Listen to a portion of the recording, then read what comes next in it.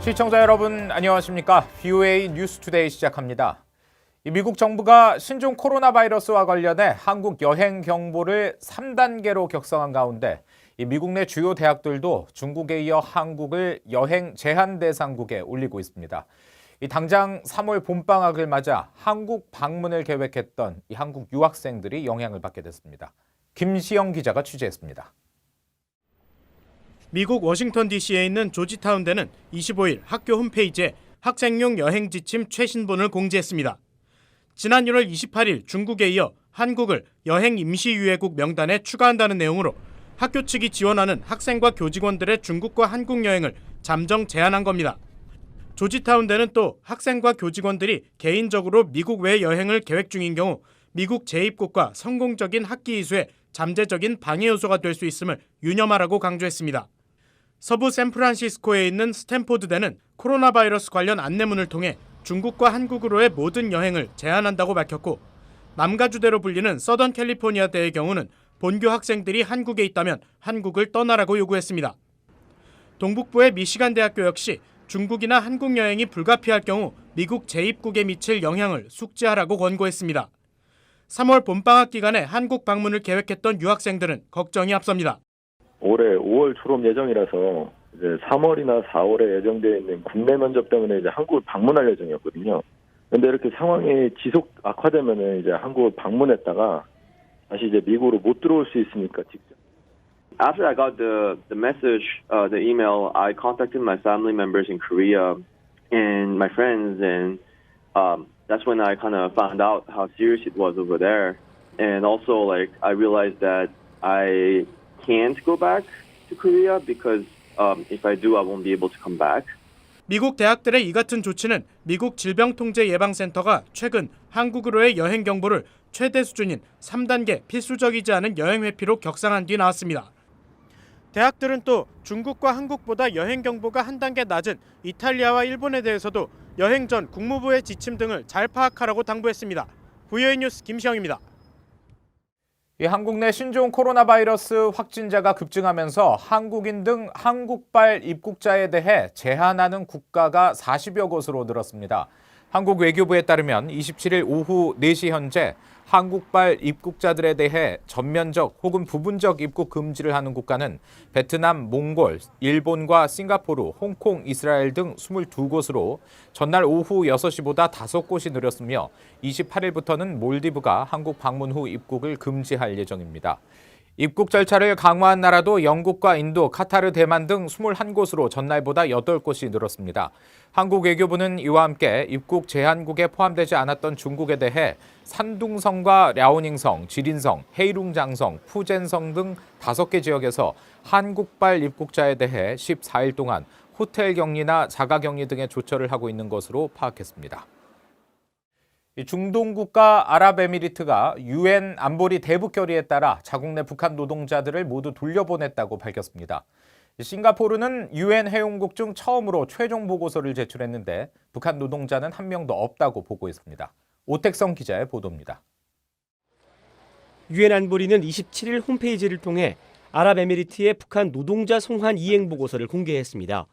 아랍에미리트는 보고서에서 2019년 12월 전까지 자국 내 북한인들에 대한 거주 허가를 모두 취소했으며 모든 북한 노동자들은 북한으로 송환됐다고 밝혔습니다. 아랍에미리트는 앞서 지난 2019년 3월 제출한 보고서를 통해 북한 노동자 823명을 돌려보냈다고 보고한 바 있습니다. 보고 당시 해당 숫자는 자국 내에서 일하고 있는 전체 북한 노동자의 절반 이상이라고 밝혔습니다. 이를 통해 볼 때 이번에 아랍에미리트가 송환한 북한 노동자는 수백 명에 이를 것으로 보입니다. 싱가포르의 최종 이행 보고서도 이날 함께 공개를 했습니다. 유엔 회원국 중 처음으로 최종 보고서라고 명시한 싱가포르는 북한 노동자에 대한 모든 노동 허가를 취소했을 뿐 아니라 갱신하지도 않았다고 밝혔습니다. 유엔 안보리는 2017년 12월 채택한 대북결의 2397호를 통해 모든 북한 노동자들을 2019년 12월 22일까지 송환하도록 했습니다. 또 이에 대한 최종 보고서는 2020년 3월 22일까지 내도록 했습니다. 지금까지 북한 노동자를 가장 많이 송환한 나라는 러시아로 알려졌습니다. 러시아의 유엔 제출 보고서와 자금 세탁 방지기구 자료를 종합하면 러시아는 북한 노동자 약 2만 8천 명을 송환한 것으로 추정됩니다. Majority of North Korean workers left our country, and around 1,000 persons do not longer have the status of workers because their work permit has expired and they receive no money in Russia. 미국이 북한 노동자가 있는 나라로 지목한 국가는 중국과 러시아, 세네갈 등 모두 29개 국가입니다. 이 가운데 이행 보고서를 제출한 나라는 12개로 절반이 채 되지 않습니다. VOA 뉴스 오태송입니다. 과거 유엔과 미국 정부로부터 불법 석탄 운반에 동원된 것으로 지목됐던 북한 선박들의 수상한 움직임이 포착됐습니다. 모두 중국의 광물 취급 항구에 입항했는데 제재 위반 여부가 주목됩니다. 함지아 기자가 보도합니다. 북한 선박 고산호가 지난 26일 중국 산둥성 룽커우항에 정박한 모습입니다. 이 선박은 현재까지 정박 중인데 위성사진을 통해 해당 지점을 살펴보면 이곳은 석탄 등 광물을 취급하는 항구란 사실을 알 수 있습니다. 유엔 안보리의 제재 위반 품목인 광물을 실어 날랐을 가능성이 큰 대목입니다. 고산호는 당초 유엔 안보리가 제재 지정을 했다가 북한과의 연관성이 확인 안 돼 제재가 해제됐던 선박입니다. 그러나 이후 북한 깃발을 달고 다시 나타났는데 이후 미국 재무부는 고산호가 북한의 석탄 운반에 동원됐을 수 있다고 지목했습니다. 이런 이유 등으로 고산호는 미국 재무부의 제재 대상에 올라 있습니다. 지난해 8월 유엔 안보리 대북제재위원회 전문가 패널로부터 석탄을 불법 하역하는 모습이 공개됐던 가림천호도 현재 중국 다롄항에 머물고 있는 것으로 나타났습니다. 당시 전문가 패널은 가림천호의 명백한 제재 위반을 근거로 안보리가 제재 선박으로 지정할 것을 권고했었습니다. I see no conclusive evidence that North Korea stopped export of coal anymore at all. In fact, North Korean coal is anthracite, which is a high-quality coal.